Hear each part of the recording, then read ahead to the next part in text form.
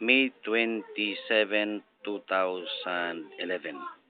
Ang hawak ko ngayon ay progress report card galing sa West City Central School para sa aking anak na si Abdulaziz Tinagak.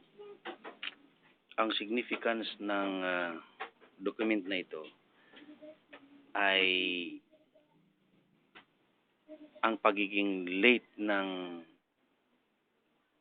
pagbigay ng nitong progress report card na dapat sana noon pa ang closing.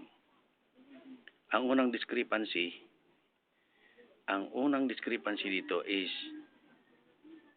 sa apat na grading periods, first, second, third, fourth grading period, makikita na ang narrative report ng teacher ay pinagsama na ang first at saka ang second grading period. In other words, nung matapos na ang second grading period ay saka lang ginawa ang narrative para sa first grading period. At dito naman sa third and fourth grading period ay pinagsama din ang narrative, which means na ang report para sa third grading period at sa fourth grading period ay pinag-isa lang. In other words, sa first grading ay walang narrative report dahil ginawa ang report doon na sa second grading.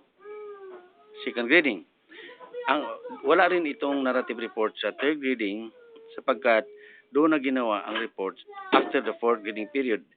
At makikita nga ito dahil sa yan nilalaman niya. Ayan. At maliban doon sa pagkakaroon ng delay, ito pa palang katibayan ito. Yun walang pirma ang parents ako. Wala akong pirma dito sa third at saka fourth grading period, which goes to show na talagang hindi ko nakita ang grades ng aking mga anak o ang kanyang rating doon sa third grading period, hindi ipinapakita. At ngayon nga, May 27, ngayon lang ibinigay sapagkat may instruction daw ang principal na ito, may instruction siya dito sa teacher sa kanila. Ito ang may sabi na ang instruction sa kanila ay wag mo nang i-release ng maaga ang card noong closing.